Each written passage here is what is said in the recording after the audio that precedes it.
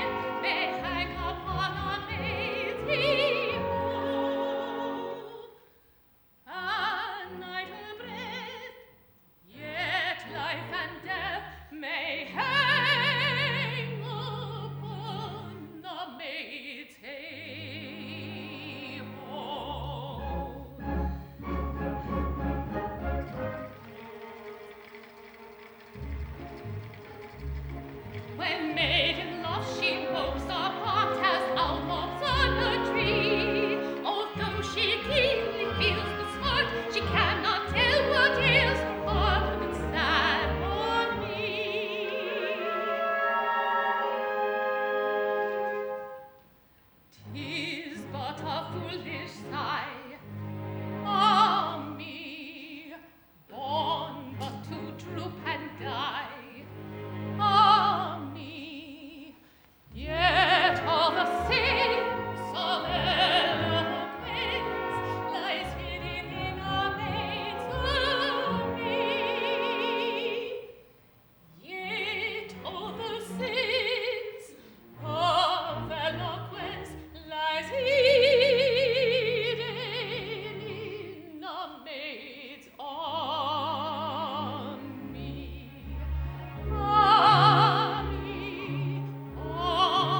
Army, yet all the sense of eloquence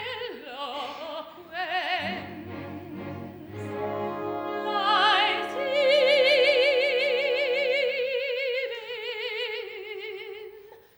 in a maid's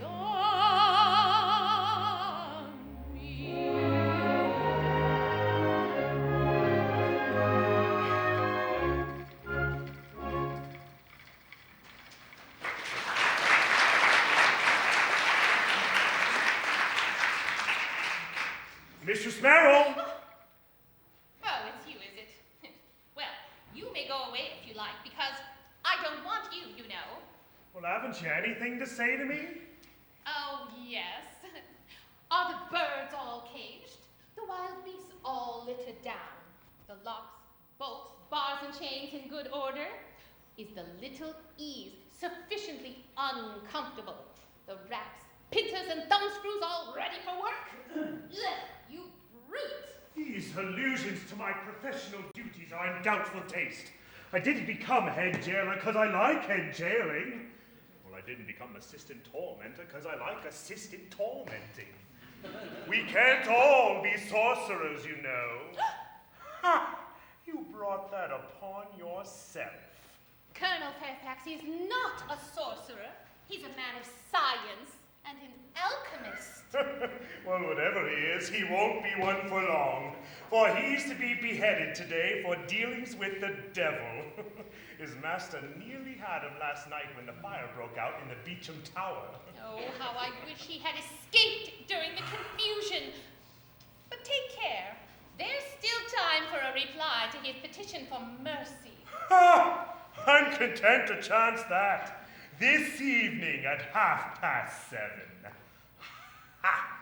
Oh, you're a cruel monster to speak so unfeelingly of the death of a young and handsome soldier.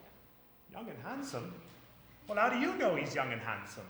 Oh, because I've seen him every day for weeks past taking his exercise on the Beecham Tower. Curse him! There, I believe you're jealous of him now. Jealous of the man I've never spoken to. Jealous of a poor soul who's to die in an hour.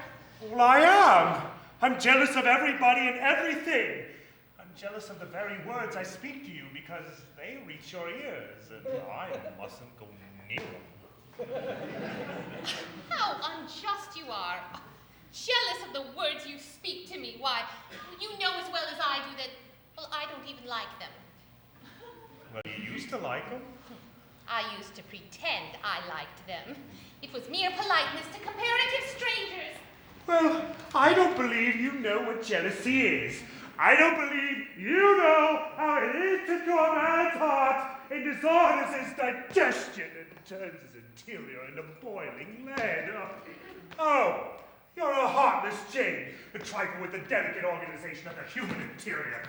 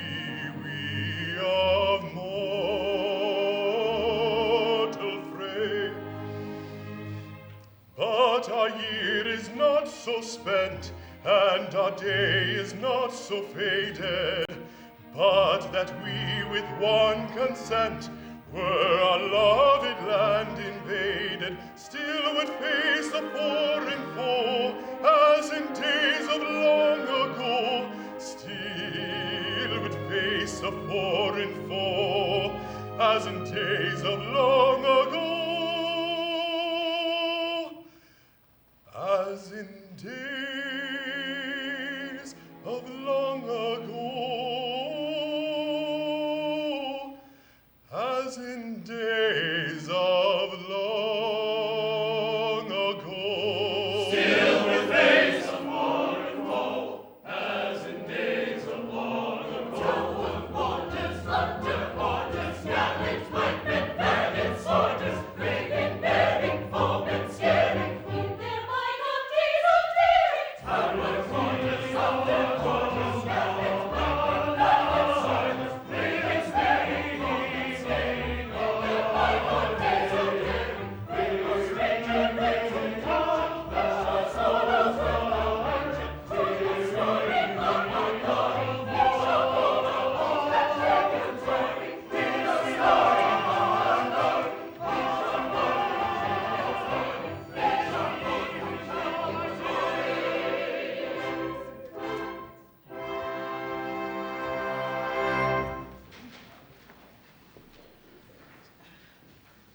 A good day to you.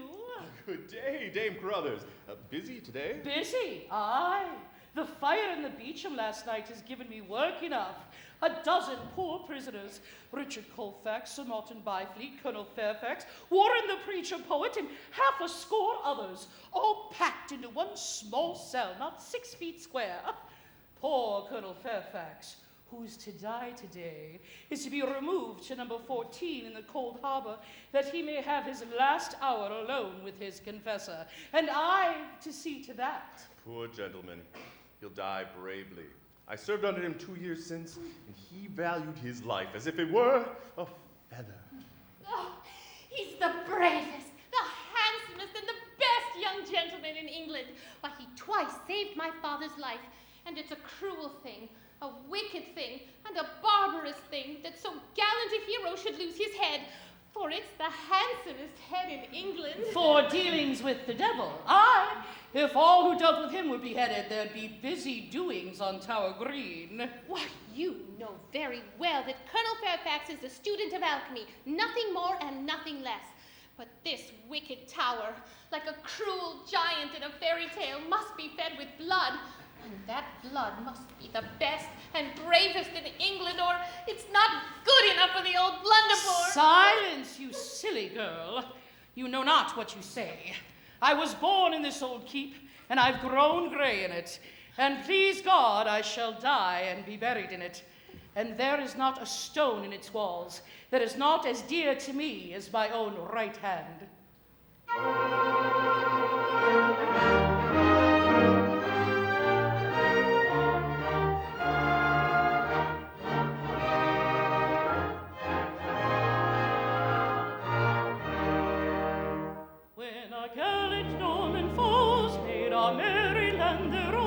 And the Saxons from the conqueror were flying. At his bidding it arose in its panoply of stone, a sentinel unliving and undying. Insensible, I trow, as a sentinel should be, though a queen to save her head should come a-suing. There's a legend on its brow that is eloquent to me, and it tells of duty done and duty doing.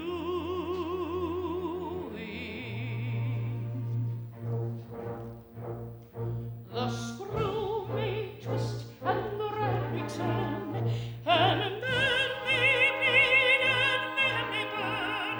Our London town and its golden horn, I keep my silent watch and ward. The screw may twist and the rag may Our turn, London town and all its men horn, may bleed and men may our burn. London town and all its horn. London town and its golden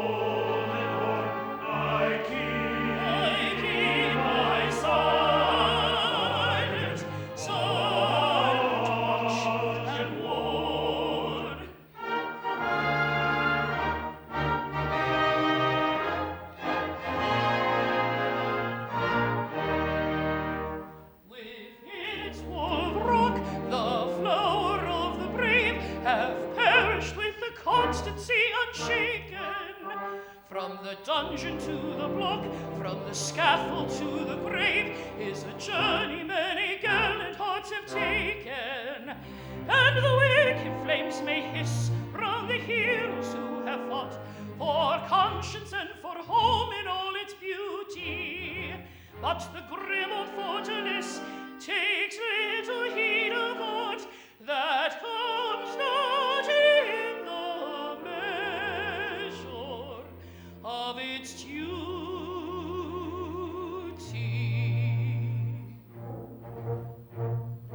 The screw may twist and the rag may turn, and men may bleed and men may burn. Our London town and its golden hoard, I keep my silent watch and ward. The screw may twist and the rag may turn, and men may bleed and men may burn. London town and its golden hoard, I keep my silent watch and ward.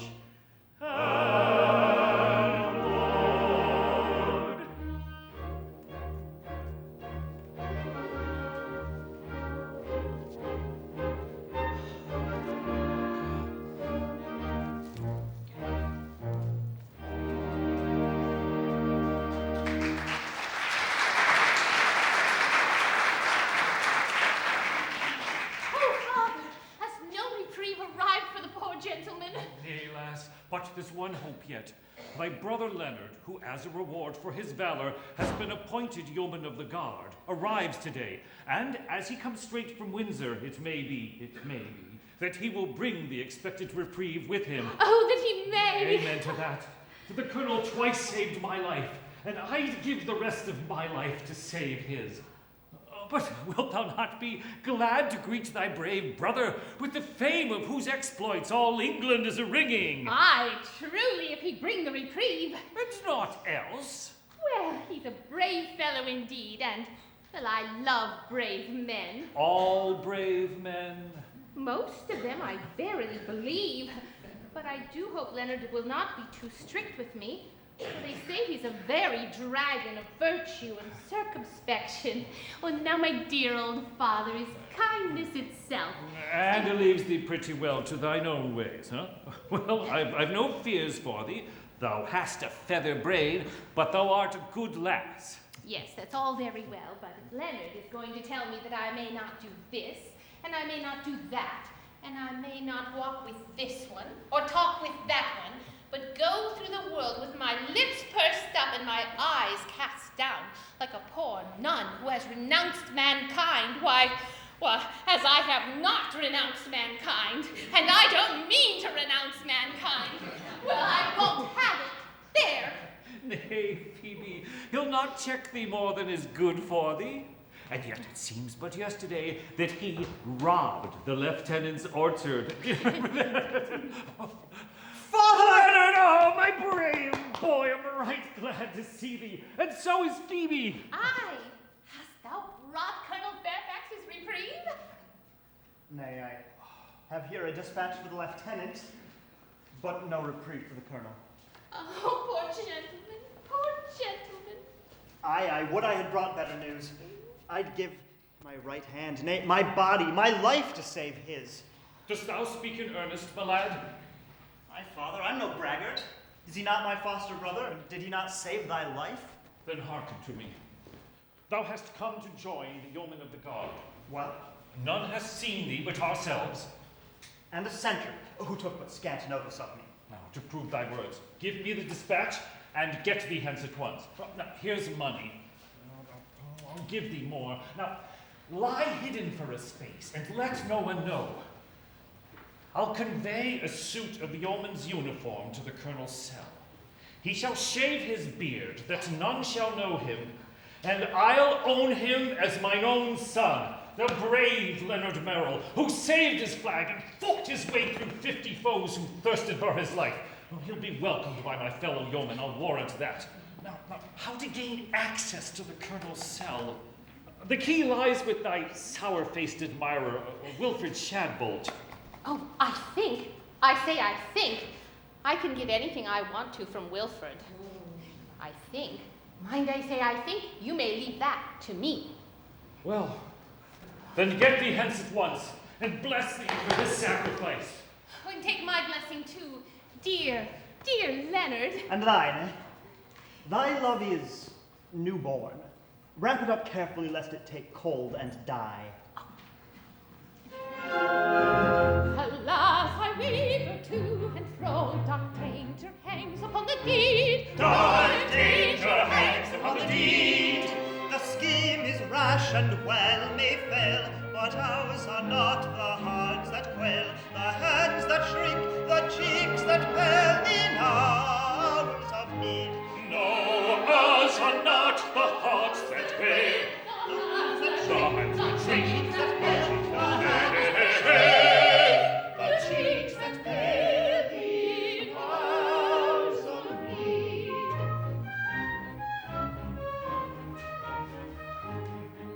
The air I breathe to him, all my life is his, I cut it not. That life is his, so cut it not. And shall I reckon risks I run, when services are to be done, to save the life of such an one? Unworthy thought, unworthy thought. And shall we reckon risks we run to save the life of such an one? Unworthy thought, unworthy thought. We may succeed, who can foretell? May heaven help our hope. May heaven help our hope.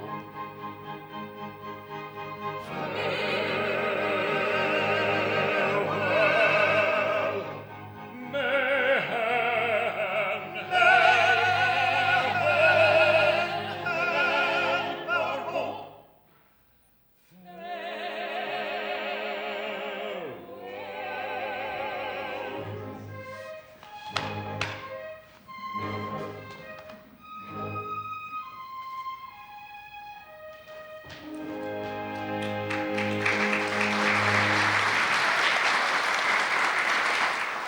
Nay, lass, be of good cheer, we may save him yet. Oh, see, Father, they bring the poor gentleman from the beach. Oh, Father, his hour is not yet come. No, they take him to the cold harbor tower, that he may await his end in solitude. But softly, the lieutenant approaches. He should not see thee weeping. Halt! Colonel Fairfax, my old friend. We meet but sadly. Sir, I greet you with all goodwill, and I thank you for the zealous care with which you have guarded me from the pestilent dangers which threaten human life outside. In this happy little community, death, when he comes, doth so in a punctual and businesslike fashion, and like a courtly gentleman give a due notice of his advent, so that one may not be taken unawares. You bear this bravely, as a brave man should. Why, sir, it is no light boon to die swiftly and surely in a given hour in a given fashion. Truth to tell, I would gladly have my life, but if that may not be, I have the next best thing to it, which is death. Believe me, sir, my lot is not so much amiss. Oh, Father, Father, I cannot bear it. My poor lass. Nay, pretty one, why weepest thou? Come, be comforted. Such a life as mine is not worth weeping for. Sergeant Merrill, is it not? May I greet my old friend? Why, man, what's all this? Thou and I have faced the grim old king a dozen times, and never has his majesty come to me in such goodly fashion. Keep a stout heart, good fellow. We are soldiers, and we know how to die, thou and I. Take my word for it. It is easier to die well than to live well, for in sooth, I have tried both.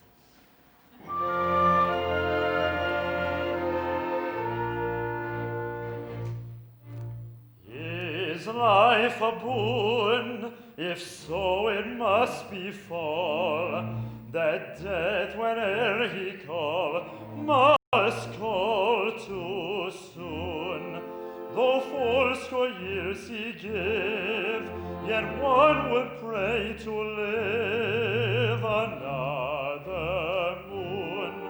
What kind of plaid have I, who perish in July, who perish in July?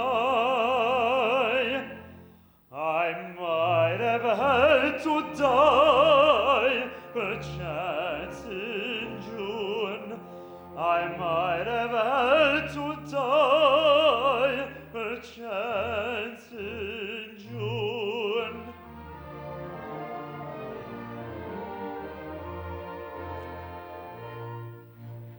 Is life a thorn? Then count it not a whit, nay, count it not a whit. Man is well done with it. Soon as he's born, he should all means essay to put the plague away. And I will warn, poor captured fugitive, my life most gladly give. I might have had to live another morn. I might have had to live another morn.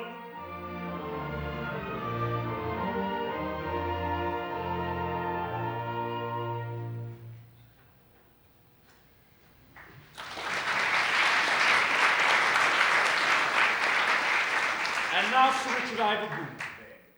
I'm in the strait for no better reason than because my kinsman has charged me with sorcery in order that he may succeed to my estate, which devolves to him, provided I die unmarried. As thou wilt most surely do. Nay, as thou most surely not do, by your worship's grace. I've a mind to thwart this good cousin of mine. How? By marrying forth, to be sure. Have mercy. Who wouldst thou marry? Nay, I'm indifferent on that score. Coming death hath made of me a true and chivalrous knight who holds all womanhood in such esteem that the oldest and the meanest and the worst favor of them is good enough for him. So, my good lieutenant, if thou wouldst serve a poor soldier who has but an hour to live, find me the first that comes. My confessor shall marry us, and her dower shall be my dishonored name, and 100 crowns to boot. No such poor dower for an hour of matrimony. It is a strange request. I doubt that I should be warranted in granting it. There never was a marriage fraught with so little evil to the contracting parties. And ours shall be a widow, and I a bachelor again, for aught I know.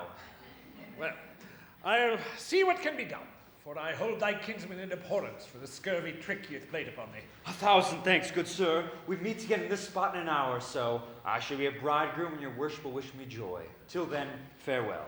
I'm ready, good fellows. He's a brave fellow. It's a pity he must die. Now, to find him a wife, and on such short notice. The task should be easy.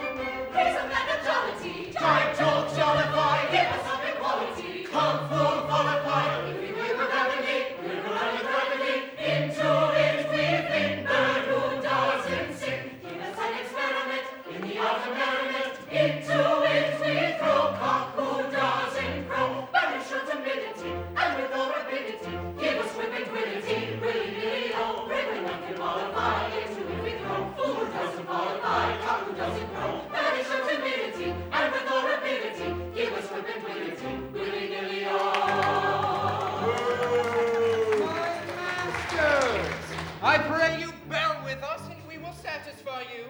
For we are merry folk, who would make all as merry as ourselves. For look you, there is humor in all things, and the truest philosophy is that which teaches us to find it and to make the most of it. Hands off, I say, unmanly fellow! Ah, didst thou not hear her say, hands off?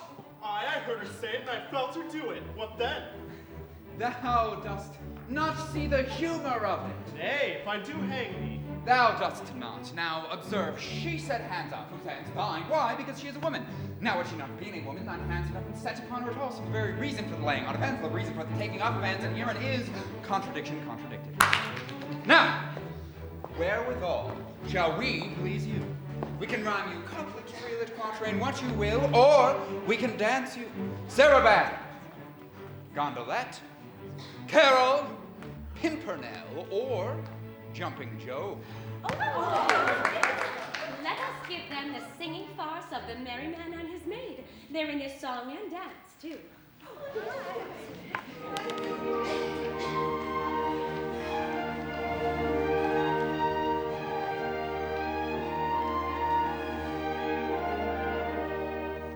I have a song to sing, oh. Sing me your song, oh.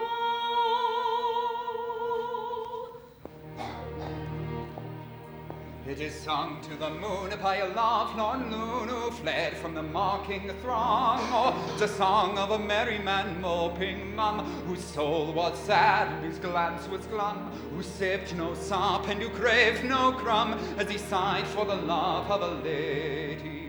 Lady, lady, misery me, lackadaisy. He sipped no sop and he craved no crumb, as he sighed for the love of a lady.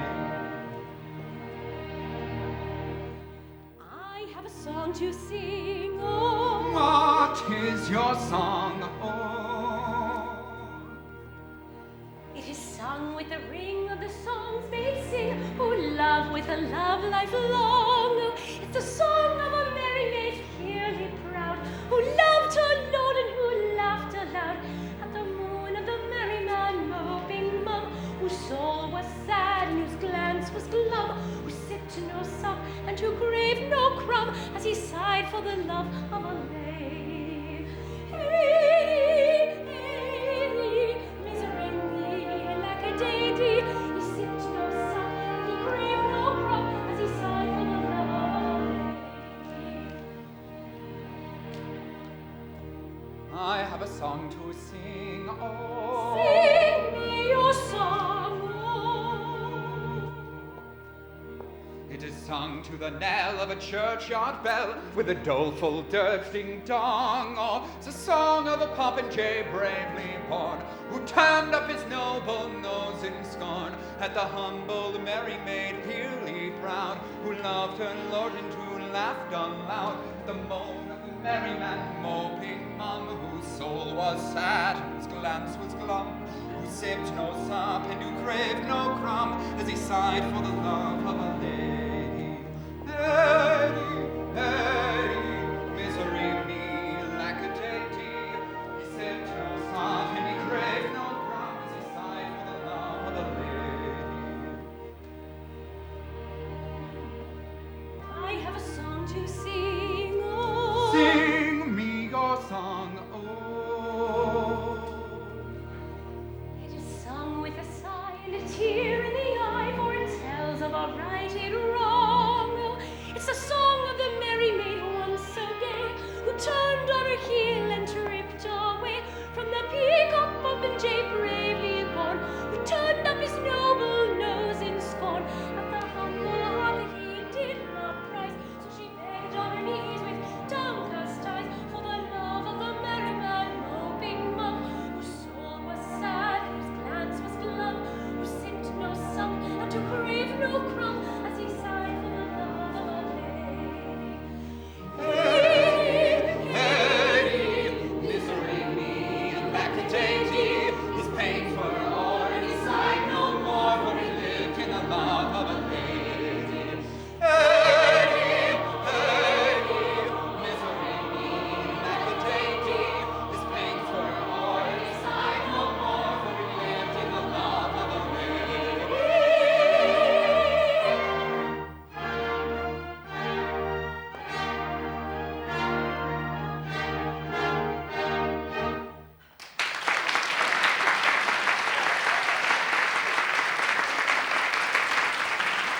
Well sung and well danced. Aye, a kiss for that pretty maid. Aye, kiss all around. Best beware, I am armed.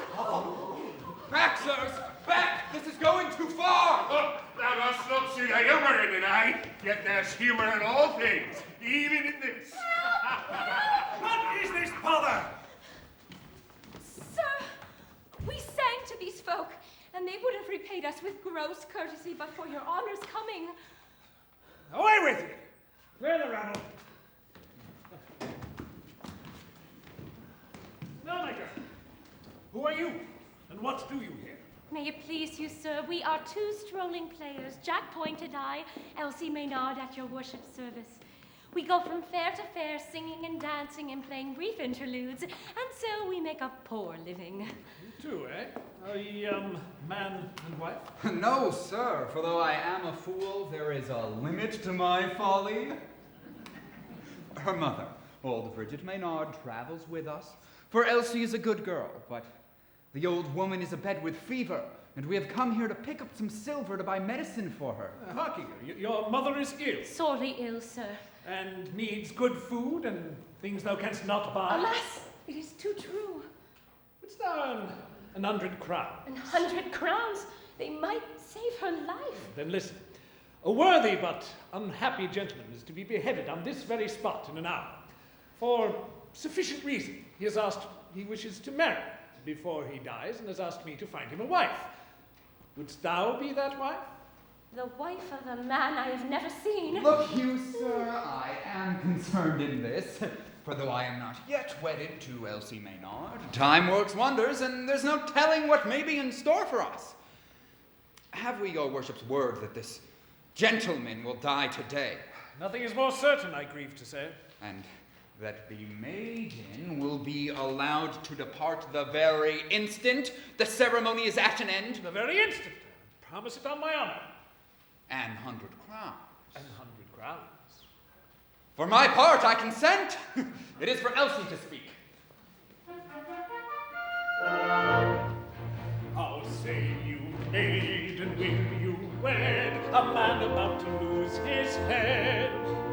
For half an hour you'll be a wife, and then the dowry is yours for life. A headless husband why refuse? If truth the poets tell, most bridegrooms ere they marry lose both head and heart as well.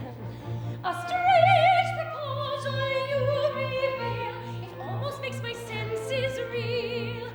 Alas, I'm very poor indeed, and such a sum I sorely need. My mother, sir, is like to die. This money life may bring. Bear this in mind, I pray, if I consent to do this thing.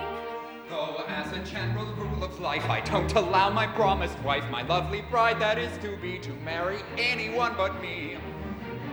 Yet if the fee is promptly paid, and he in well-earned grave within the hour is duly laid, objection I will waive. Yes, objection I will waive. Temptation were really pray intended to show whatever station your fascination splendid, or fall whene'er we view you, head over heels into you, head over heels, head over heels, head over heels into you.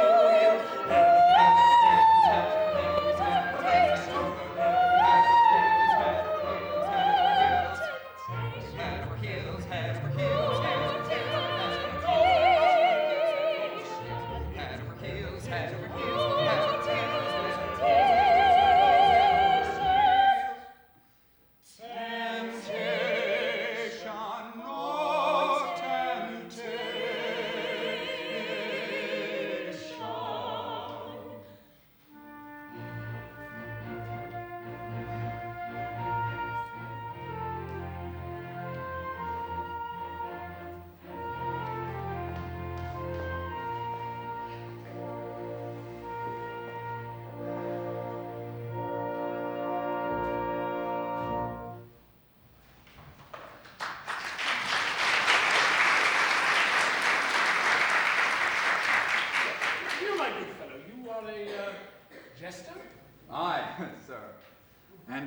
my jests out of place?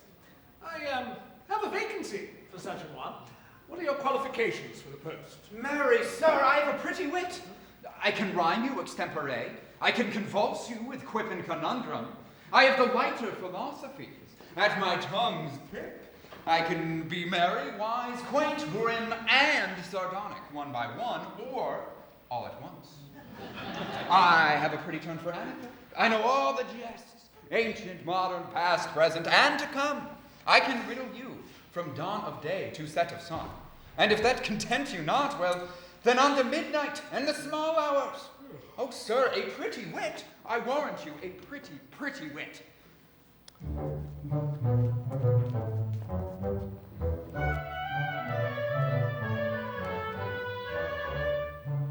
I've jab and joke, and quip and crank, for lowly folk and men of rank.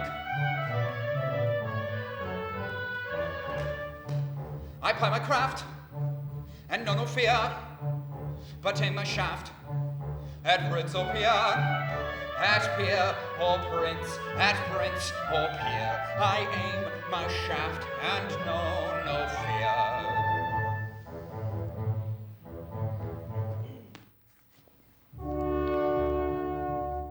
I've wisdom from the east and from the west, that's subject to no academic rule. You may find it in the jeering of a jest, or distill it from the folly of a fool. I can teach you with a quip if I've a mind. I can trick you into learning with a laugh. Oh, in all my folly, folly, folly, and you'll find a grain or two of truth among the chaff. Oh, in all my folly, folly, folly, and you'll find a grain or two of truth among the chaff. I can set a braggart quailing with a quip. The upstart I can wither with a wing. He may set a merry laugh upon his lip, but his laughter has an echo that is grim. When they're offered to the world in merry guise, unpleasant truths are swallowed with a will.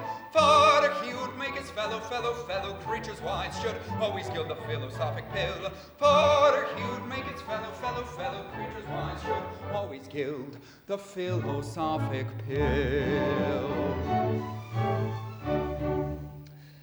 How came you to leave your last employer? Why, sir, it was in this wise. My lord was the Archbishop of Canterbury, and it was considered that one of my jokes was unsuited for his grace's family circle. In truth, I ventured to ask a poor riddle, sir. Wherein lay the difference between his grace and poor Jack Point? His grace was pleased to give it up, sir, and thereupon I told him that whereas his grace was paid 10,000 a year for being good, poor Jack Point was good for nothing.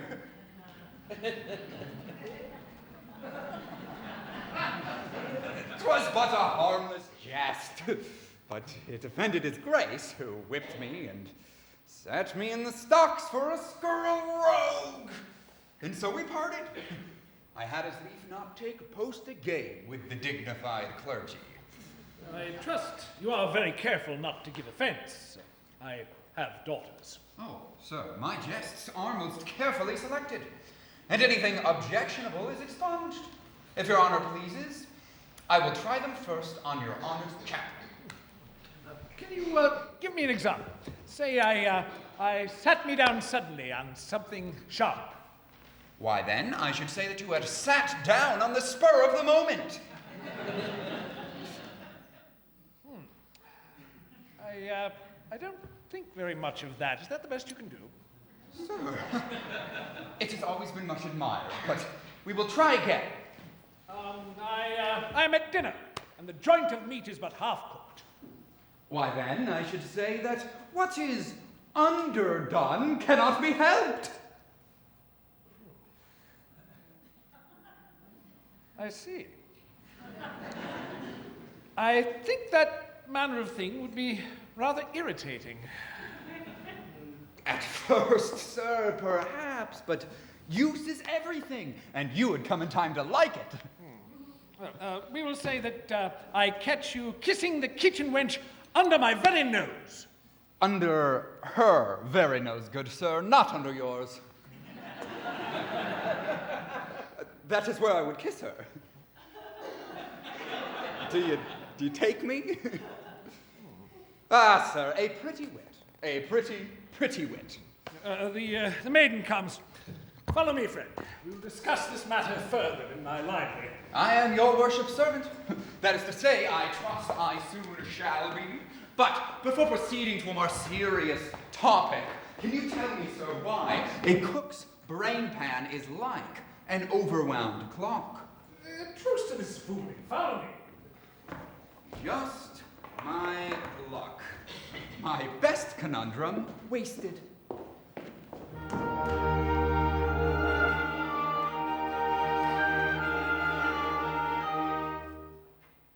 "'Tis dawn, I am a bride. Oh, little ring that bearest in thy circlet, all the pleasures that lovers hope for, and that poets sing. What bringest thou to me but gold and sadness? A bridegroom all unknown, save in this wise. Today he dies, today, alas, he dies. Though tear and long drawn sigh ill-fit a bride, no sadder wife than I the whole world wide. Ah me, ah me. Yet may there be who would consent to lose the very rose of youth, the flower of life, to be an honest truth, a wedded wife, no matter whose, no matter whose. Oh me, what profit we, oh maids and sigh, though gold should live, if wedded love must die.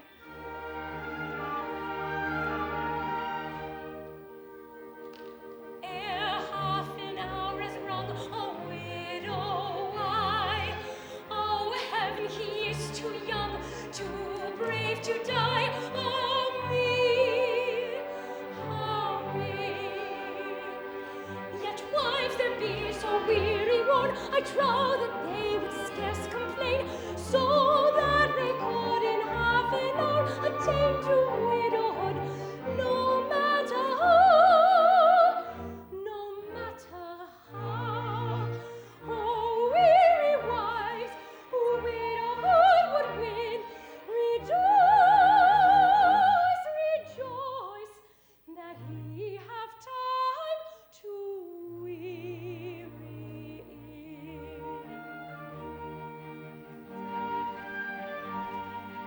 Oh, weary wives, who widowhood would win, rejoice, rejoice, rejoice.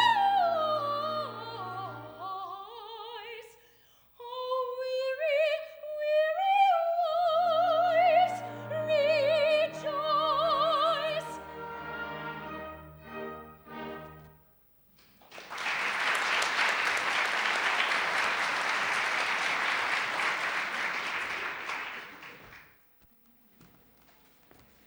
"'Tis an odd freak for a young man and his confessor to be closeted alone with a strange singing girl.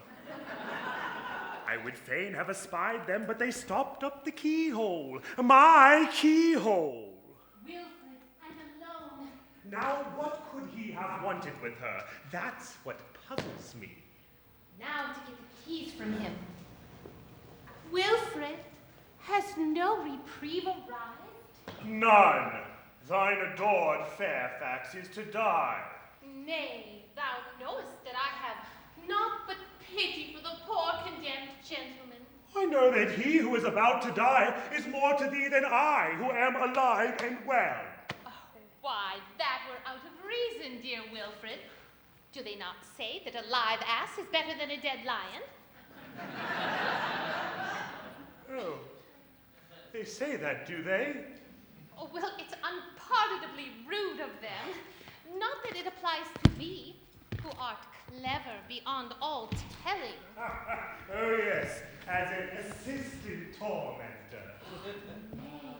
As a wit, as a humorist, as a most philosophic commentator on the vanity of human resolution. Well, I have seen great resolution give way under my persuasive methods. In the nice regulation of a thumbscrew, in the 100th part of a single revolution, lieth all the difference between stony silence and a torrent of impulsive unbosoming that the pen can scarcely follow.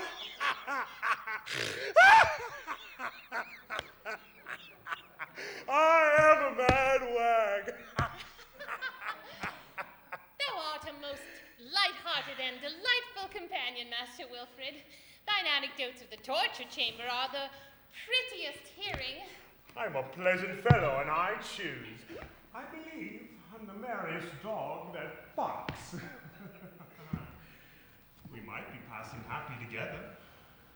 Perhaps. I do not know. For thou wouldst make a most tender and loving wife.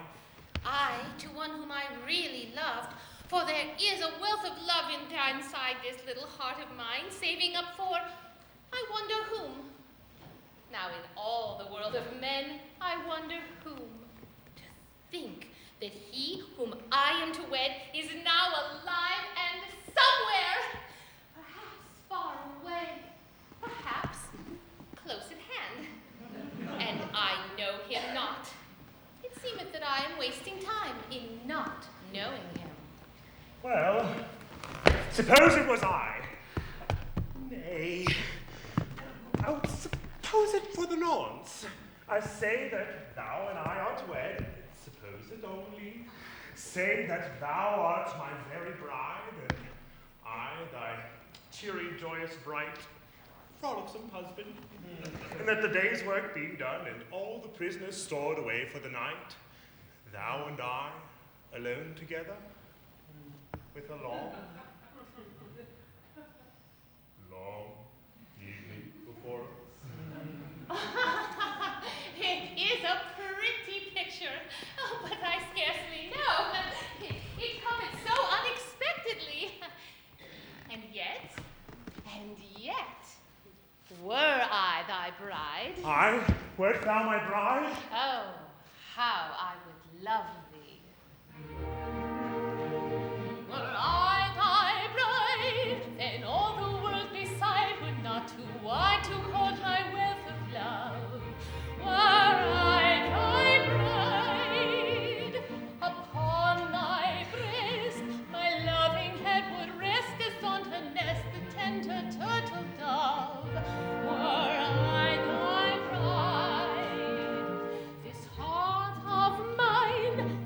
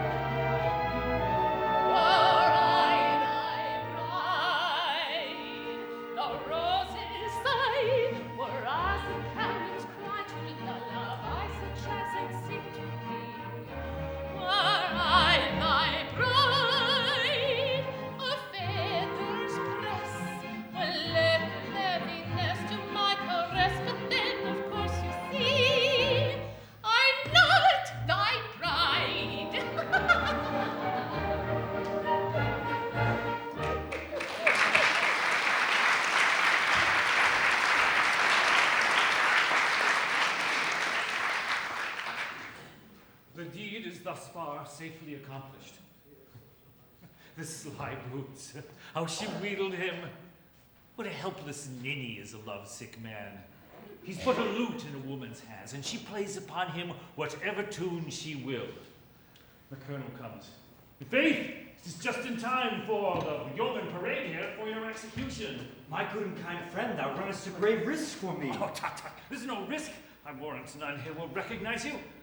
You make a brave yeoman, sir. Oh, this ruffle's a little too high. Now, here is your halberd. Carry it thus. Now remember, you are my brave son, Leonard Merrill. If I may not bear my own name, there is none other I would bear so readily. Now, put a bold face on it, for here they come.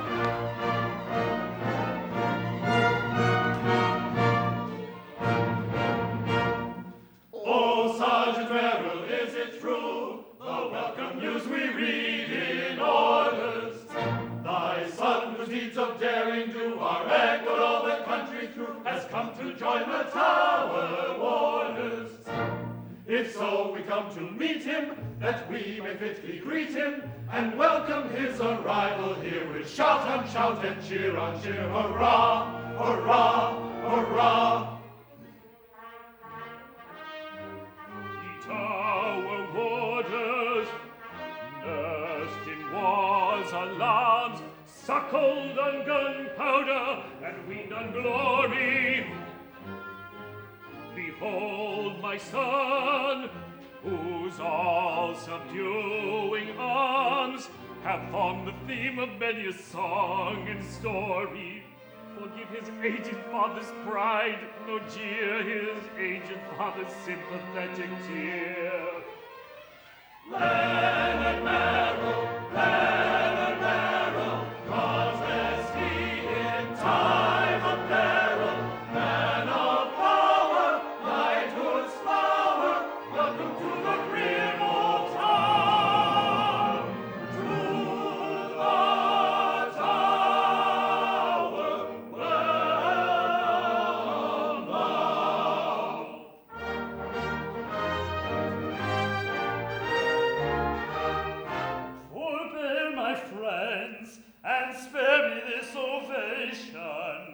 I have small claim to such consideration. The tales that of my prowess are narrated have been prodigiously exaggerated. Prodigiously exaggerated. 'Tis ever thus, wherever valor true is found, true modesty will there abound.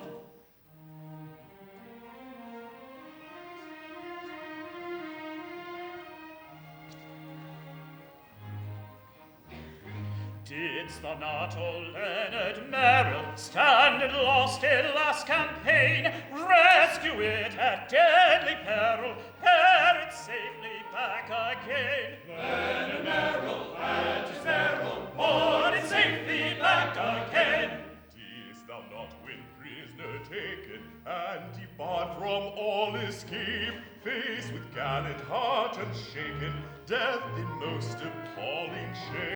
Leonard Merrill faced his peril, death in most appalling shape.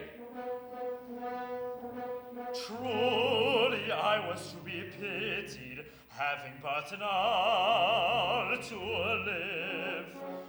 I reluctantly submitted, I had no alternative.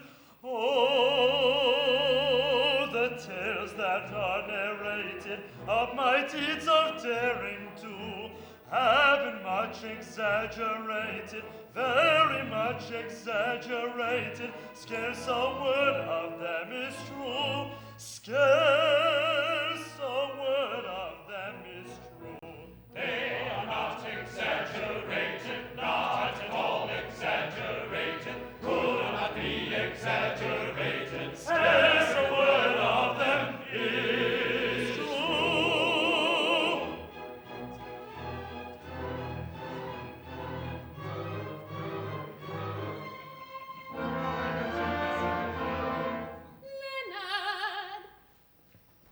I beg your pardon.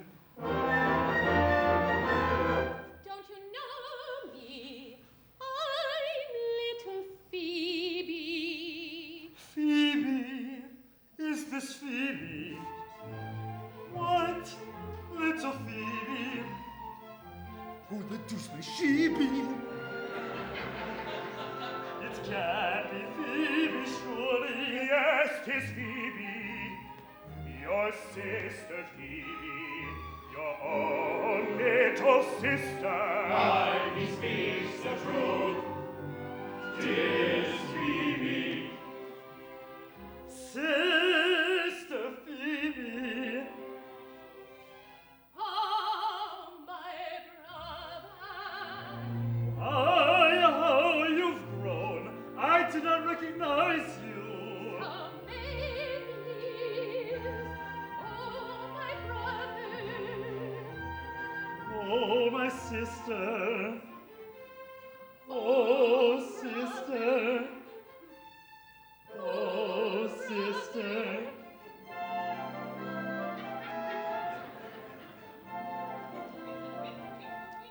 I hug him, girl. There are three thou mayst hug, thy father and thy brother and myself. Thyself, forsooth, and who art thou thyself?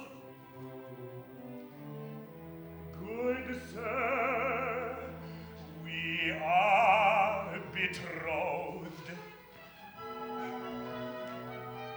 Or more or less. But rather less than more.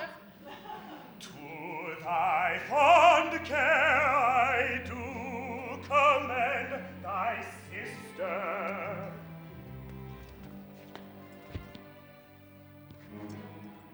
Be to her an ever-watchful guardian, eagle-eyed, and when she feels, as sometimes she does feel, disposed to indiscriminate caress, be thou at hand to take those favors from her. Be thou at hand to take those favors from her. Yes, yes, be thou at hand to take those favors from me.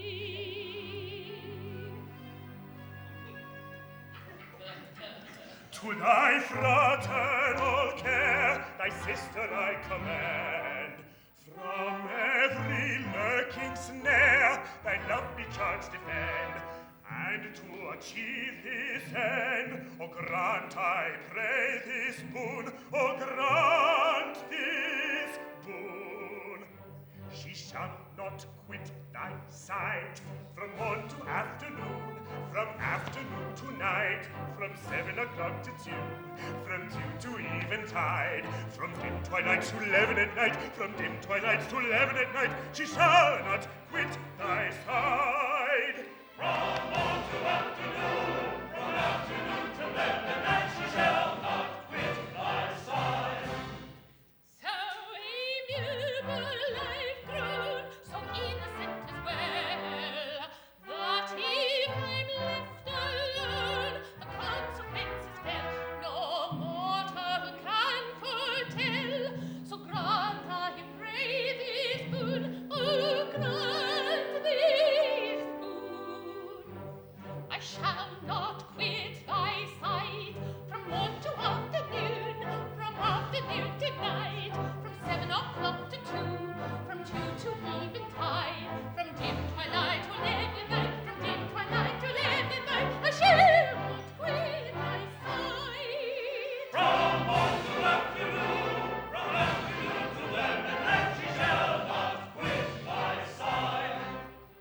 With brotherly readiness for my fair sister's sake, at once I will answer yes, that task I undertake. My word I never break, I freely grant that boon, and I'll repeat my plight from morn to afternoon, from afternoon to night, from from 7 o'clock to 2, from 2 to evening meal, from dim twilight to 11 at night, from dim twilight to 11 at night, the compact I will seal. From morn to afternoon, from afternoon to 11 at night, he freely grasps that boom.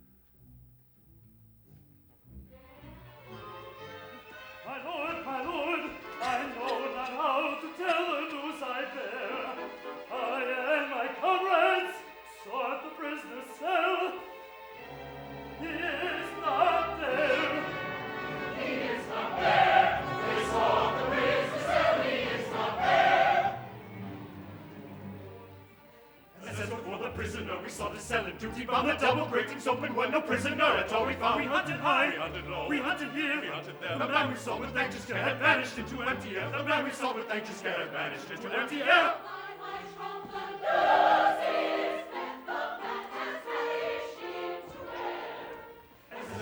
Prisoner, we sought to sell it. Duty bound, the double gratings open when no prisoner at all we found. We hunted high, we hunted here. The man we saw with anxious care had vanished into empty air. The man we saw with anxious care had vanished into empty air. Astounding news, the prisoner fled. Thy life shall forfeit be instead. My lord, set him free. I hate the man, my rival he. With the prisoner gone, I'm all again. I shall forfeit be instead. Could have helped him to escape. My lord, I did not set him free. Indeed, I can't imagine who. I've no idea at all, have you? Of his escape, no traces lurk. Enchantment must have been at work. What have I done? Oh, woe is me. He did not cut him dress and Why have no my idea tears what on to me? do. Oh, woe is you. Your anger sink. Oh, woe is me, I'd rather think. Yes, woe is me, I'd rather think. Oh, woe is me, I'd rather think. Whatever time you are is bright and I am left alone bereft. Oh, woe is me, I'd rather think. Yes, woe is me, I'd rather think. Oh, woe is me. All friends take present with despair they rent. The ladies cheating all this. Who is losing not admit? Who hath contrived this thing to do? Let's search and make throughout the land. For he's vindictive, angered, red. 1,000 bucks still back. Who brings him here alive or dead? Who brings him here alive?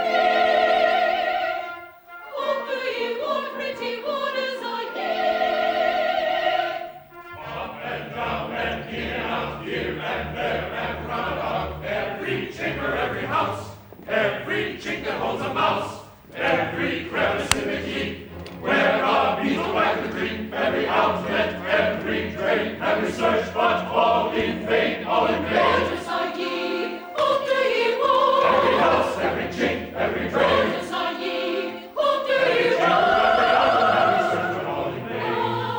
White as waters, whom we love the breeze, so still is Waters are we, whom do we want?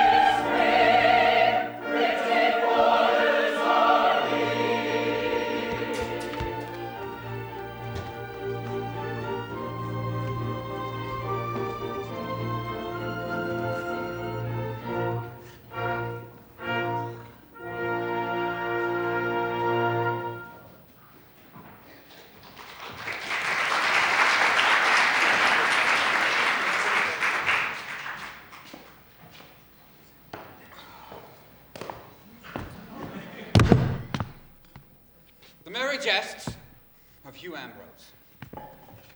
Number 7,863. The poor wit and the rich counselor. A certain poor wit, being an-hungered, did meet a well-fed counselor. Marry, fool, quoth the counselor, whither away? In truth, said the poor wag, in that I have eaten naught these 2 days, I do wither away, and that right rapidly. The counselor laughed hugely and gave him a sausage. The counselor was easier to please than my new master, the lieutenant. I would like to take post under that counselor. Oh. 'Tis but melancholy mumming when poor, heartbroken, jilted Jack Point must needs turn to Hugh Ambrose for original light humor. Master Point. Friend! Jailer! Jailer that wast. Jailer that never shalt be more. Jailer that jailed not, or who by his unjailer-like jailoring did so jeopardize his jailership. Come, take heart, smile, laugh, wink, twinkle, thou tormentor, that tormentest none. Thou racker, that rackest not. Come, take heart, and be merry, as I am, as I am. Ah, 'tis well for thee to laugh. Thou hast a good post, and hast cause to be merry. Cause? Have we not all cause? Is not the world a big butt of humor, into which all who may will drive a gimlet?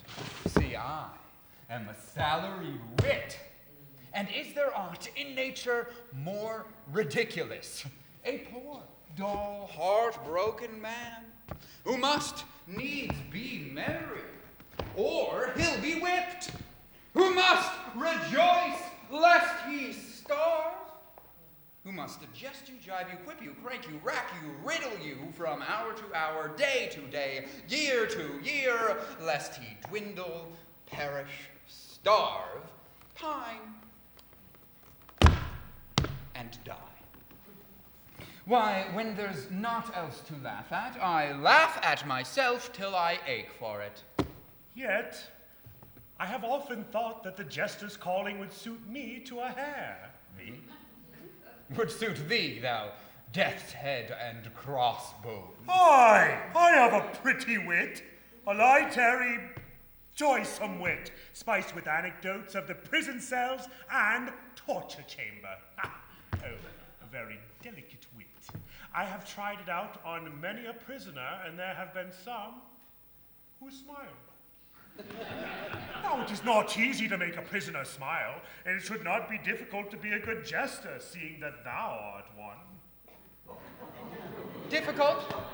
Nothing easier. Nothing easier. Attend, and I will prove it to thee.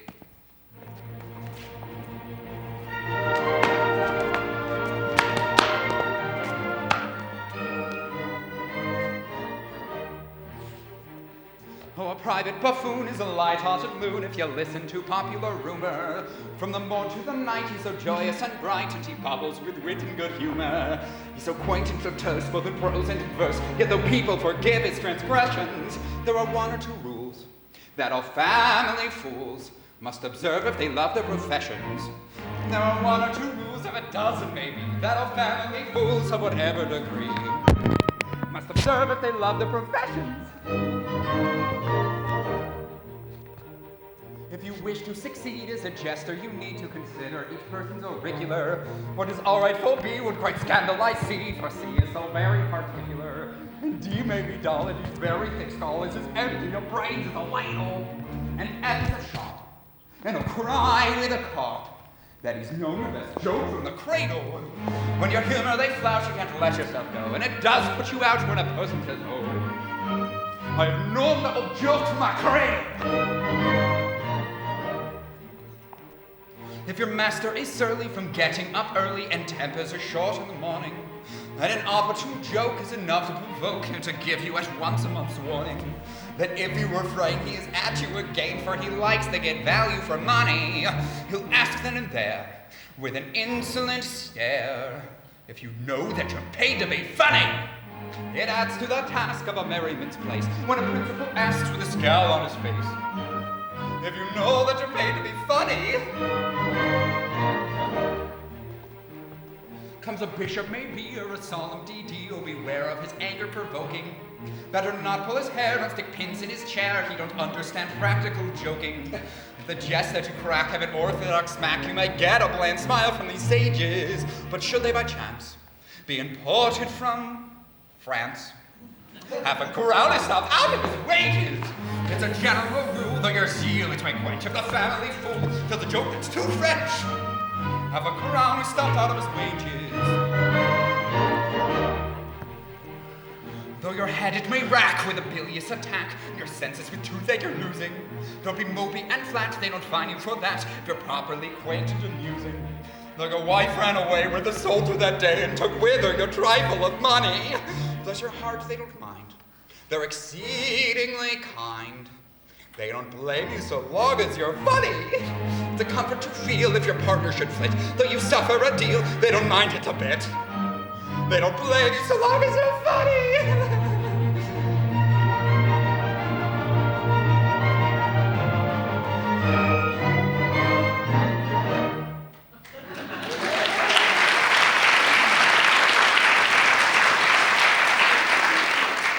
And so, thou wouldst be a jester, eh?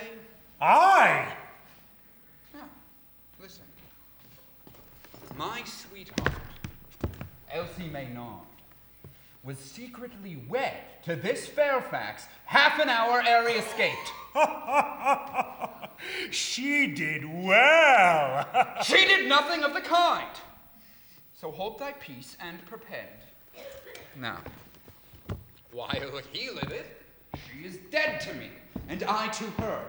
And so my jibes and jokes notwithstanding, I am the saddest and the sorriest dog in England. Thou art a very dull dog indeed. Now, if thou wilt swear that thou didst shoot this Fairfax while he was trying to swim across the river, it needs but the discharge of an arquebus on a dark night, and that he sank, and was seen no more, I'll make thee the very archbishop of jesters, and that in 2 days' time. Now, what sayest thou? I am to lie? Hardly. But thy lie must be a lie of circumstance, which I will support with the testimony of eyes, ears, and tongue. And thou wouldst qualify me to be a jester? As a jester among jesters, I will teach thee all my original songs, my self-constructed riddles, my own ingenious paradoxes. Nay, more. I will reveal to thee the source whence I get them. Now, what sayest thou?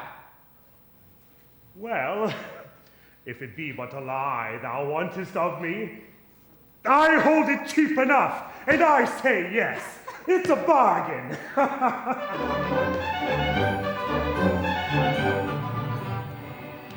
Hereupon we both agreed, all that we two to agree to will secure by solemn deed to prevent all erramental. You and Elsie are to call with a story, grim and gory. How this Fairfax died in all, I declare to, you're to swear to. I do swear to. I declare to. I do swear to. I declare to. I do swear to, you're to swear to, I do swear to.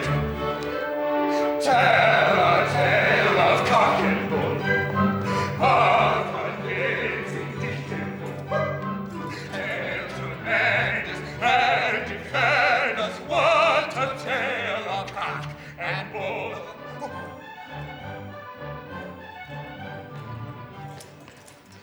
In return for your part, you are making undertaking to instruct me in the art, that amazing, wonder-raising Of a jester, jesting free, high ambition, proud position. And a lively one I'll be, wag-a-wagging, never flagging. Wag-a-wagging, Never flagging, wag-a-wagging, never flagging. wag-a-wagging, never flagging, wag-a-wagging. tell a tale of cock and bull, of convincing detail for tale tremendous and defend us. What a tale of cock and bull. What a tale of cock, What a tale of bull. what a tale of cock, What a tale of bull. what a tale of cock and bull, Cock and bull, cock and bull. And defend us. What a tale of cock and bull.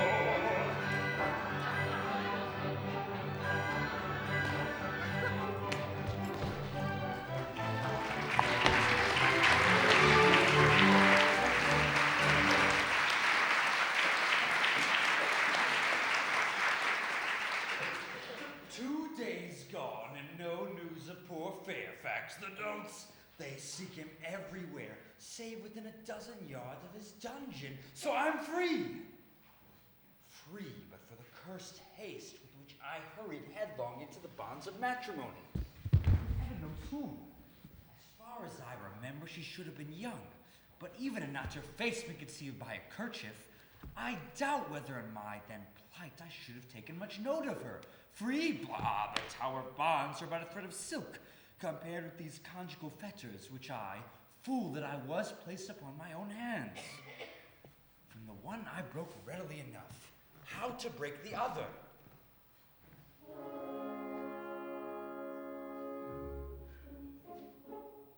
Free from his fetters grim, free to depart, free both in life and limb, in all but heart, bound to an unknown bride for good and ill. I is not one so tied, a prisoner still, a prisoner still. I is not one so tied, a prisoner still.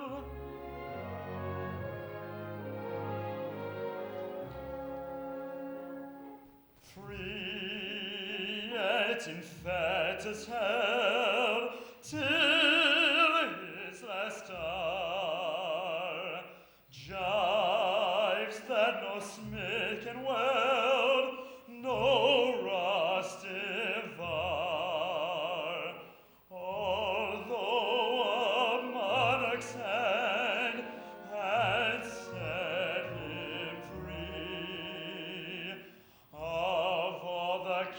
captive band, the saddest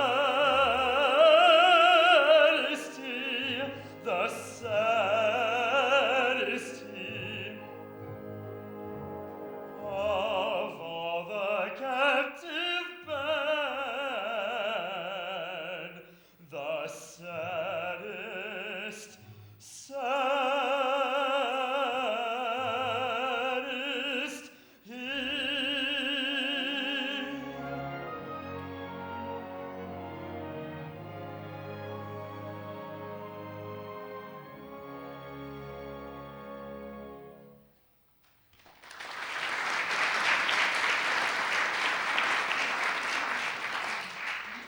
Well, Sergeant Merrill, and how fares thy pretty charge, Elsie Maynard? Well enough, sir. She is quite strong again, and she leaves us tonight. Thanks to Dame Carruthers' kind nursing, eh? Deuce take the old witch. 'Twas a sorry trick you played me, sir, to bring that fainting girl to me. It gave the old lady an excuse for setting up her quarters in my house. And for the last 2 years, I've shunned her like the plague. Another day of it, she would have married me. Oh, good Lord, here she is again. I'll let you go. Nay, Sergeant Barrow, don't go. I've something of grave import to say to thee. It's come in faith. I think I'm not wanted here. Nay, Master Leonard, I've not to say to thy father that his son may not hear. True, I'm one of the family. I've forgotten. 'Tis about this Elsie Maynard, a pretty girl, Master Leonard. Aye, fair as a peach blossom. What then? She hath a liking for thee, or I mistake not. With all my heart, she's as dainty a little maid as you'll find in a midsummer's day march. Then be warned in time, and give not thy heart to her. Oh, I know what it is to give my heart to one who will have none of it. Ah, she knows all about that. And why should my boy take heed of her? She's a good girl, Dame Carruthers. Good enough for aught I know, but she's no girl. She's a married woman. A married woman? Oh, tush, old lady. She's promised to Jack Point, the lieutenant's jester. Tush in thy teeth, old man. As my niece Kate sat by her bedside today, this Elsie slept. And as she slept, she moaned and groaned and turned this way and that way, and how shall I marry one I have never seen, quoth she, and 100 crowns, quoth she, and is it certain he will die in an hour, quoth she, and I love him not, and yet I am his wife, quoth she. Is it not so, Kate? Aye, and 'tis even so. Art thou sure of all this? I, sir, for I wrote it all down in Now my mark tablets, my and words, it was of this fair fact she spake, and he is her husband, or I'll swallow my kirtle. Is this true, sir? True, why the girl was raving. Why should she marry a man who hath but an hour to live? Marry? There be those who would marry but for a minute, rather than die old maids. Aye, I know one of them.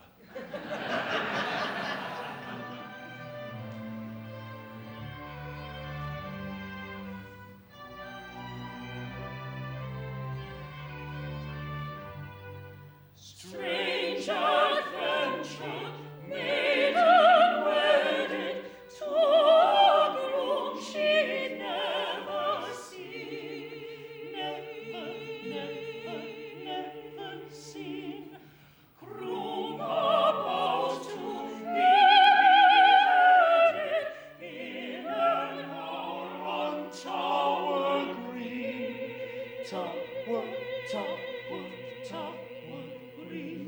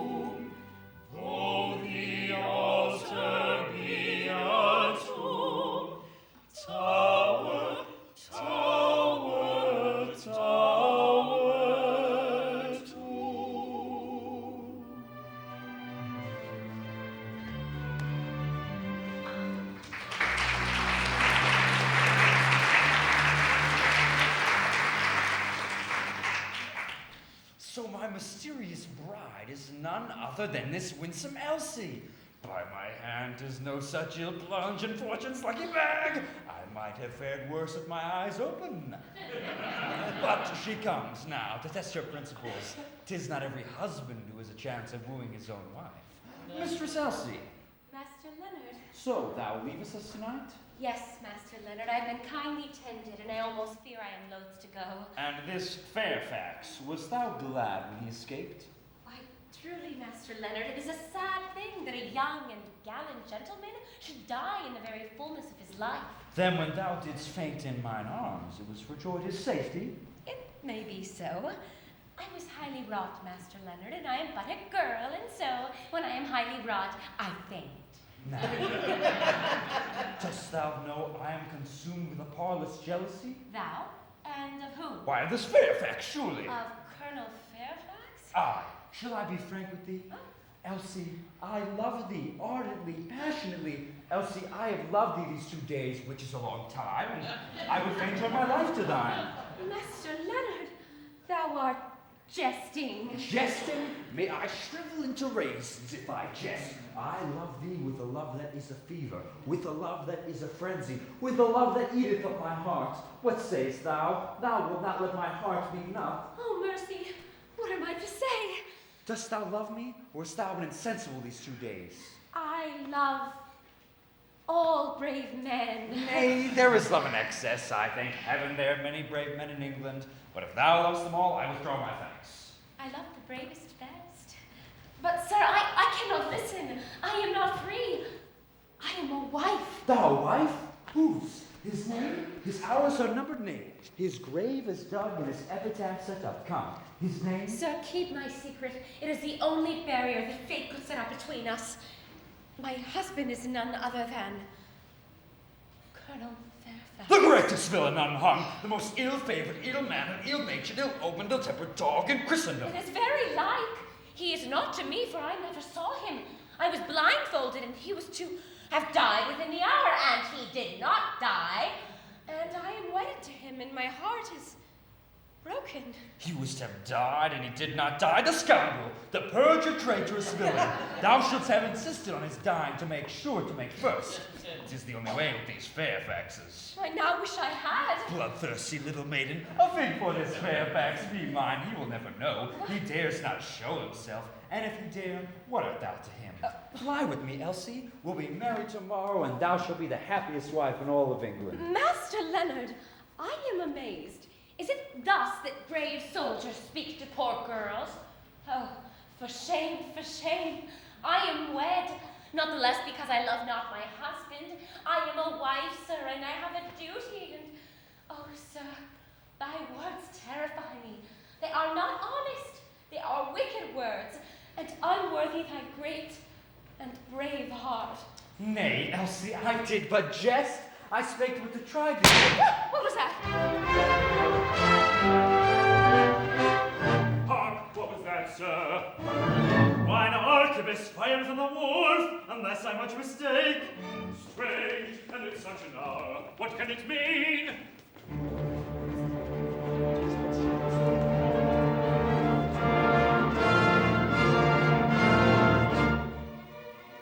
Now what can that have been?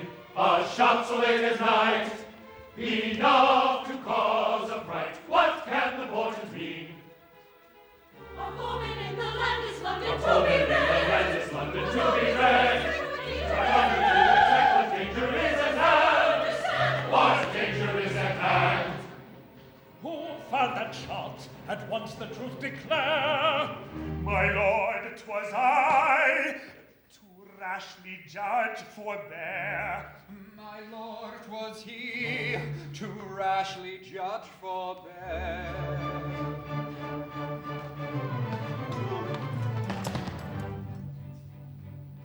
Like a ghost his vigil keeping. Oh, Spectre, all appalling. I beheld a figure creeping. I should rather call it crawling. He was creeping. He was crawling. He was creeping.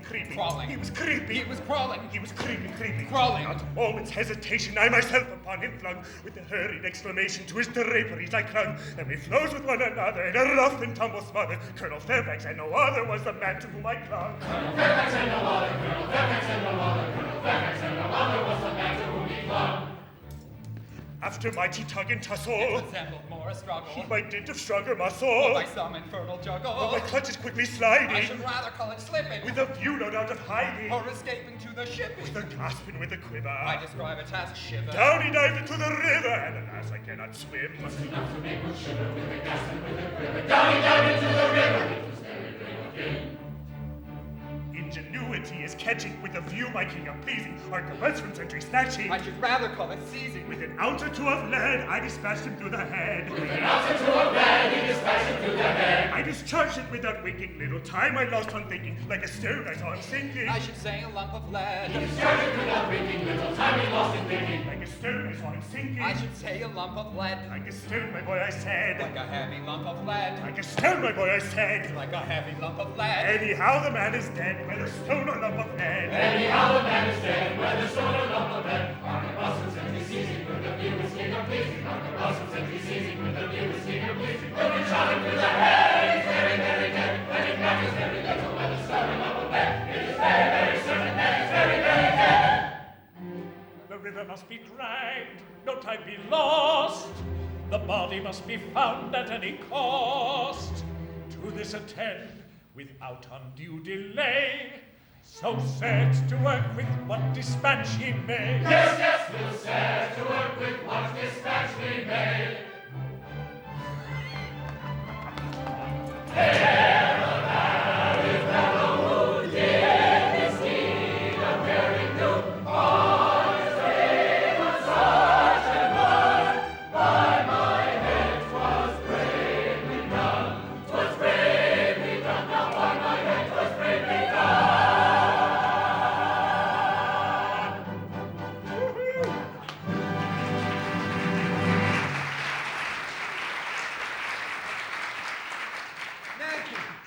Sweetheart, this Fairfax was but a pestilent fellow, and as he had to die, he might as well die thus as any other way.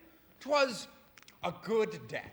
Still, he was my husband, and had he not been, he was nevertheless a living man. And so, by your leave, my tears may flow unchidden, Master Point. And didst thou see all this? Aye, with both eyes at once, this and that. The testimony of one eye is not, he may lie, but when it is corroborated with the other, it is good evidence that none may gainsay. Here are both present in court, ready to swear to him. But art thou sure it was Colonel Fairfax? Saw you his face? Aye, and a plaguey's ill-favored face, too. A very hang-dog face, a felon face, a face to fright the headsman himself and then strike awry. Plaguey's bad face. 'Tis ever thus with simple folk. It takes but an accepted wit to say, pass the mustard, and they roar their ribs out. I will come to life again. I shall pay for this, Master Point. Now, I'll see. Thou art free to choose again. So, behold me. I am young and well-favored. I have a pretty wit. I can jest you, jibe you, quip you, crank you, rack you, riddle you. Tush, man, thou knowest not how to woo. 'Tis not done with time-worn jests and threadbare sophistries, with quips, conundrums, rhymes, and paradoxes. 'Tis an art in itself, and must be studied gravely and conscientiously.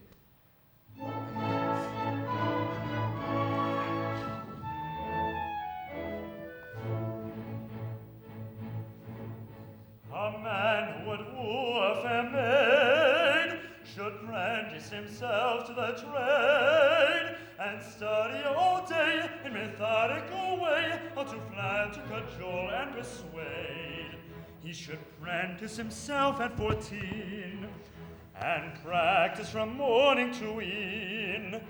And when he's of age, if he will, I'll engage, he may capture the heart of a queen, the heart of a queen.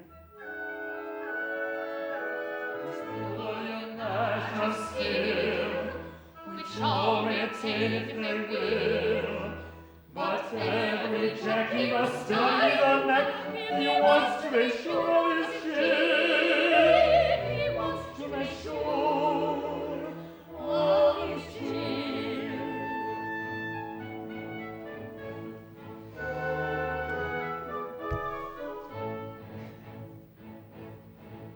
If he's made the best use of his time, his twig he'll so carefully line, that every bird will come down at his word, no matter its plumage or line. He can say that the thrill of a touch may mean little or nothing or much. It's a nature that's rare to be handled with care, and not to be treated as such. Oh, to be treated as such. It is purely a matter of skill, which all may attain if they will. But every jockey must study the knack if he wants to make sure of his skill. He wants to make sure of his skill.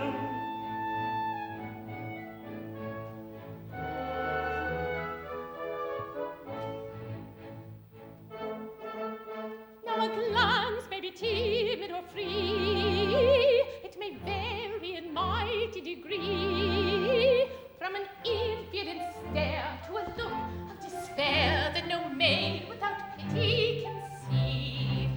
And a glance of despair is no guide, it may have its ridiculous side, it may draw you a tear, or a box on the ear.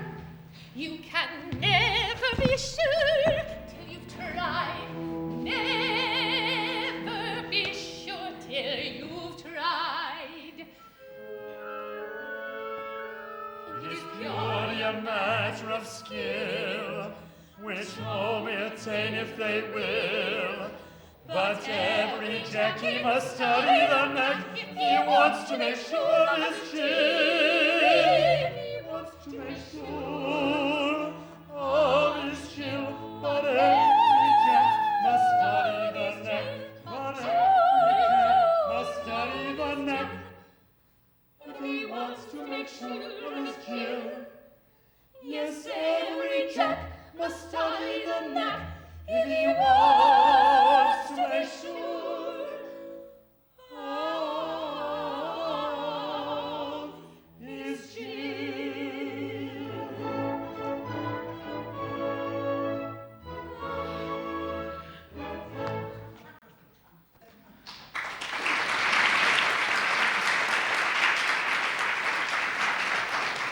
Now, listen to me. 'Tis done thus.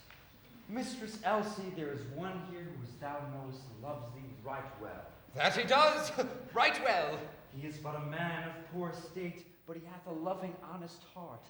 He'll be a true and trusty husband to thee, and if thou wilt be his wife, thou shalt lie curled up in his heart like a little squirrel in its nest. 'Tis a pretty figure. A maggot in a nut lies closer, but a squirrel will do. He knoweth that thou wast an unloved and unloving wife, and his poor heart was near to breaking. But now that thine unloving husband is dead, and thou art free, he would fain pray thou wouldst hearken unto him, and give him the hope that thou wouldst one day be his. He presses her hands and whispers in her ears. Odds bodkins, what does it mean? Now, sweetheart, tell me, will thou be this poor good fellow's wife? If the good, brave man, is he a brave man? So men say. That's not true, but let it pass. If the brave man will be content with a poor, penniless, untaught maid, Widow, but let that pass. then I will be his true and loving wife, and that with my heart of hearts. My own dear love. Oh, why, brother, what's all this? Come, it is not seemly. Oh, I can't let that pass. Hold enough, Master Leonard. An advocate should have his fee, but methinks thou art overpaying thyself. Nay, that is royalty to say. I promised I would show thee how to woo, and herein lies the proof of the virtue of my teaching. Go thou and apply it elsewhere. When a wooer goes a wooing, naught is truer than his joy. blushing, bravely coy,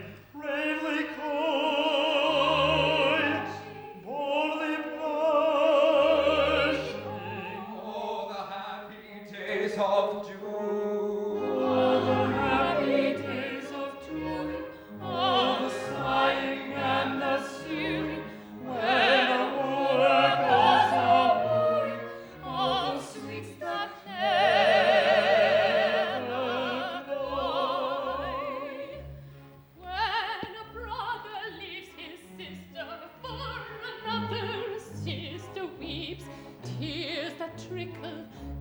Blister, 'tis but mickle sister reaps, 'tis that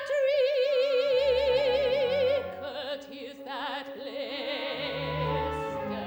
Oh, the doing and undoing. Oh, the doing and undoing. Oh, the sighing and the suing. When a father goes a-wooing and a sobbing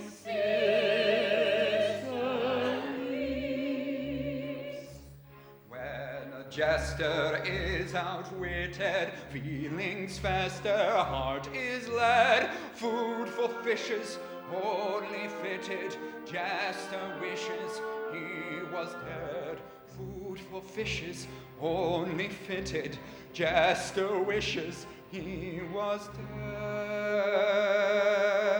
Oh, the doing and undoing, oh, the sighing and the suing, when a jester goes a-wooing, and he wishes he was dead.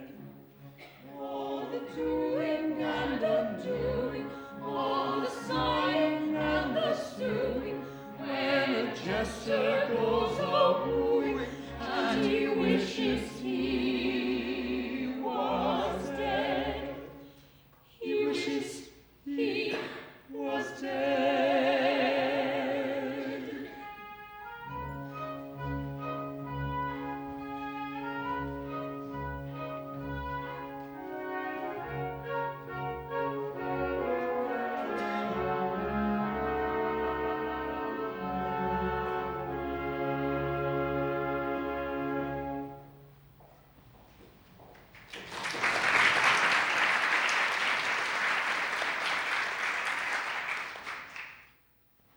And I helped that man to escape. And I've kept his secret and pretended to be his dearly loving sister and done everything I could think of to make folk believe I was his loving sister. And this is his gratitude. Before I pretend to be sister to anybody again, I'll turn nun and be sister to everybody.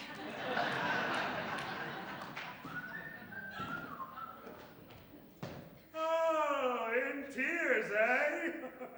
What plague art thou grisling for now?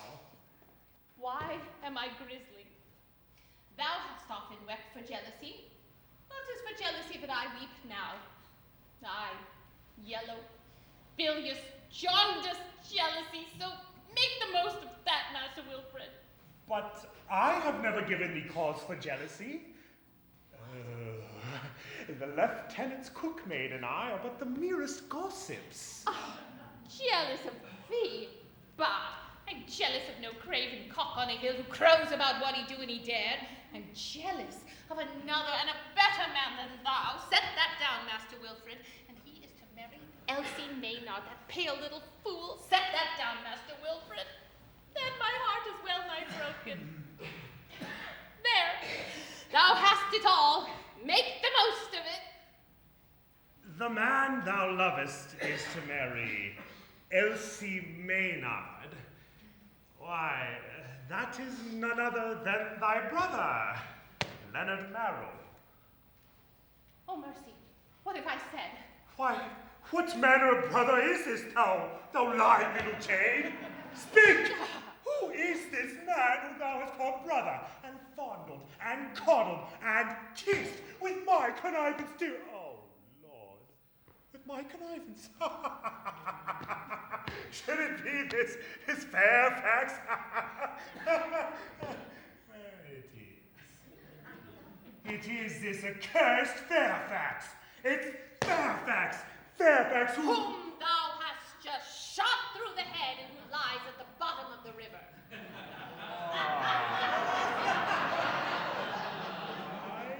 I may have been mistaken. We are but fallible mortals, the best of us. But I'll make sure. Oh, stay. One word. Well, I think it cannot be Fairfax. Mind I say, I think because thou hast just slain Fairfax. But whether he be Fairfax or no Fairfax, he is to marry Elsie, and as thou hast shot him through the head, and he is dead, be content with that, and I will be thy wife. Is that sure? Aye, sure enough, for there's no help for it. Thou art a very brute, but well, even brutes must marry, I suppose. Oh, my beloved! Ugh. Phoebe, rejoice, for I bring glad tidings. Colonel Fairfax's reprieve was signed 2 days since, but foully and maliciously held back that it might arrive after his death. It has since come to hand and is now in the lieutenant's possession. You mean the colonel is free? Kiss me, my dear, kiss me again and again. Oh, Bob's Bethany life! Art thou mad? Am I mad? Are we all mad? Oh, my dear, I'm well nigh crazed with joy. Come away from him, thou puffy, thou jade, thou kissing, clinging cockatrice. And as for thee, sir, devil take thee. I'll rip thee like a herring for this.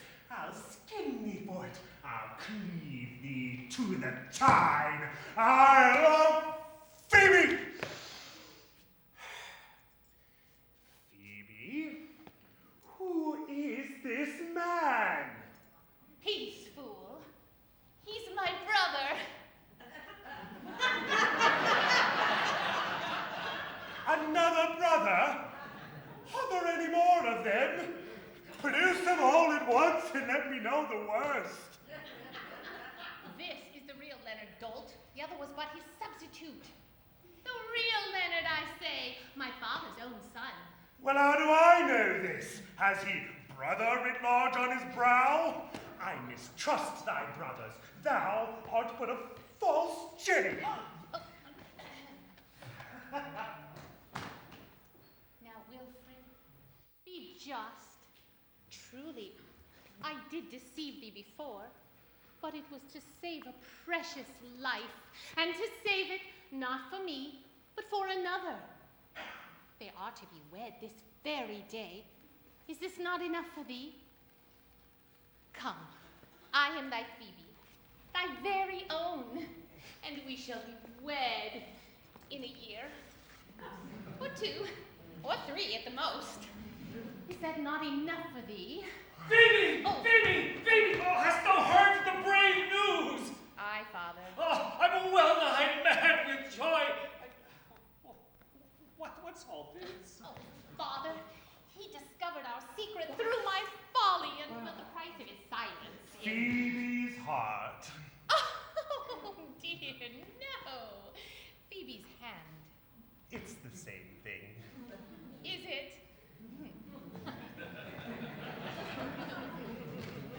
Well, 'tis a pity, but the colonel had to be saved at any cost. And as thy folly hast revealed our secret, thy folly must e'en pay for it. Run! Dame Carruthers. So, this is a plot to shield this arch-fiend, and I have detected it. A word from me, and 3 heads besides his would roll from their shoulders. Nay, Colonel Fairfax is reprieved. And yet if my complicity in his escape were known, a plague on the old meddler.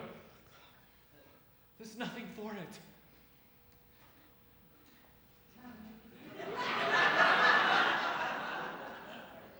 Hush, pretty one. Such bloodthirsty words will become those cherry lips. Sergeant Merrill. No. Look, you Chuck. For many a month I've said to myself, oh, there's snug love stored up in that middle-aged bosom for somebody. Why not for thee? That's me. So take heart and tell her that thou, that's me, lovest her, thee. And well, I'm a miserable old man. I've done it. And that's me. But, not a word about Fairfax. And the price of thy silence is... Merrill's heart. No, Merrill's hand. It's the same thing. Is it?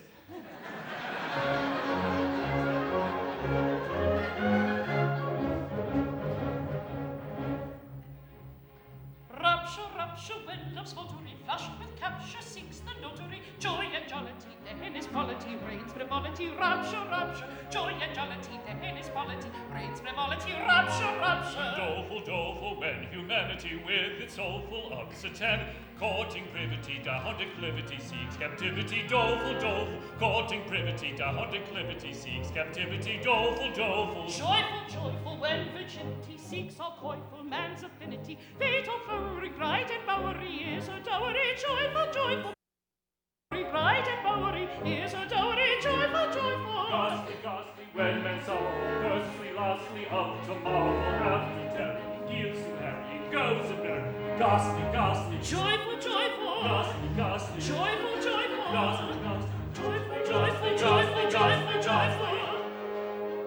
Rapture, when love's vanity, flushed with capture, seeks the notary. Joy and jollity, down his plenty, seeks captivity. Rapture, joy and jollity, down his plenty, seeks captivity. Rapture, Doleful,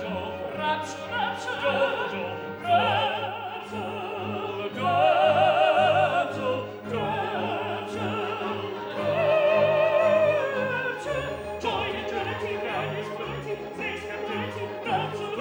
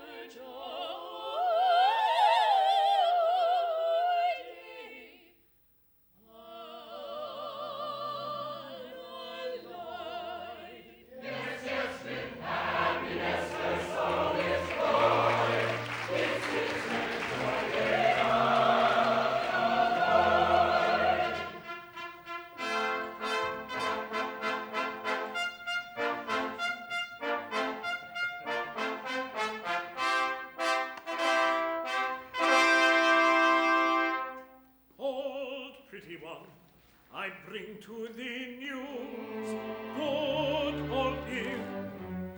It is for thee to say.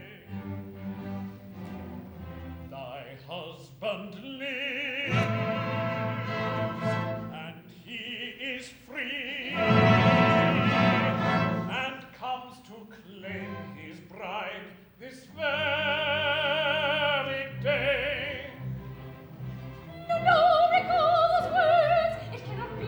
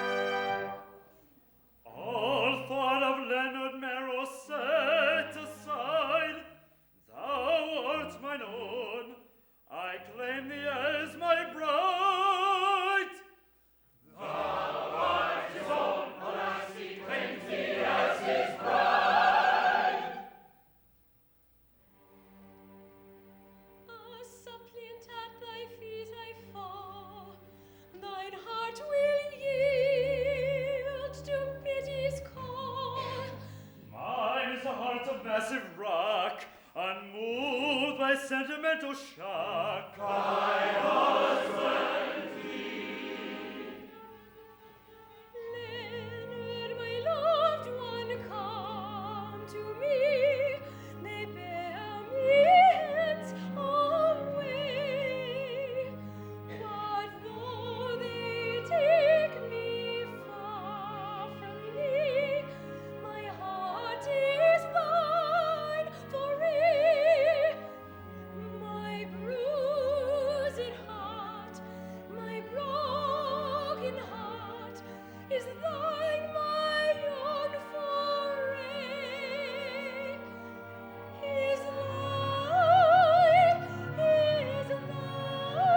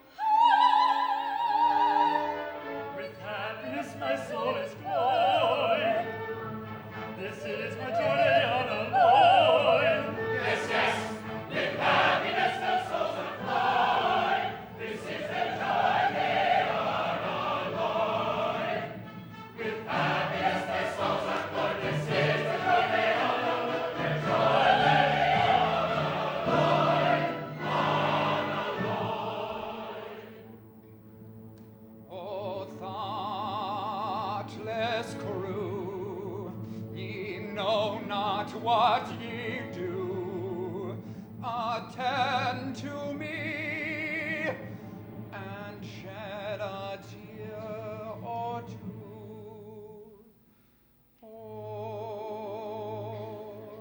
I have a song to sing, oh. Sing me your song, oh.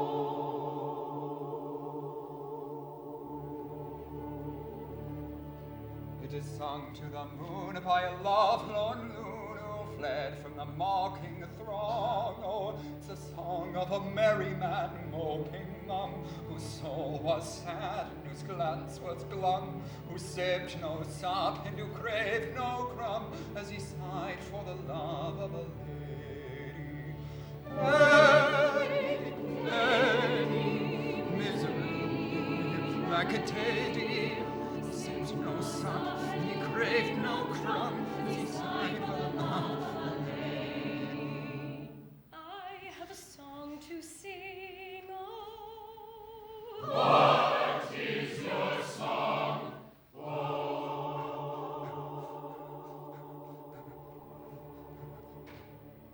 It is sung with the ring of the songs made sing, who love with a love lifelong. Oh, it's the song of the merry maid, purely proud, who loved her lord and who laughed aloud at the moan of the merry man moping mum, whose soul was sad and whose glance was glum, who sipped no sup and who craved no